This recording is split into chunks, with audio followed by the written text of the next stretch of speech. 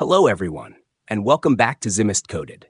If you've been looking for a simple way to download the Windows 11 25H2 ISO offline installer, you're in the right place. In this video, I'll walk you through the steps so you can get the full ISO file directly from Microsoft, safely and without any third-party tools. Let's get started.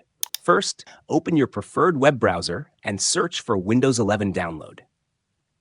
From the search results, make sure you select the link that comes directly from Microsoft's official website.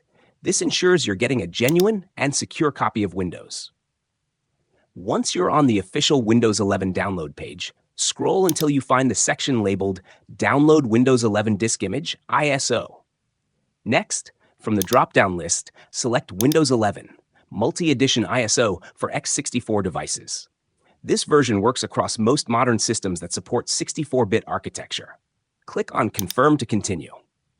Now, you'll be asked to select your product language. Choose your preferred language. I'll go with English, United States, for this demonstration. Once you've made your selection, click Confirm again. In just a few seconds, you'll see an option appear for 64-bit download. Click on it to begin downloading your Windows 11 25H2 ISO file.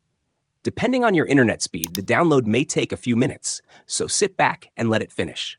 When the download is complete, locate the ISO file in your Downloads folder. You can now use this ISO to create a bootable USB drive or install Windows 11 offline on any supported PC. And that's it! You now have the Windows 11 25H2 ISO offline installer ready to go, straight from Microsoft servers, quick and completely safe. If you found this tutorial helpful, don't forget to give this video a thumbs up. Subscribe to Zimist Coded and turn on notifications so you won't miss our next tech tutorial. Thanks for watching, and I'll see you in the next one.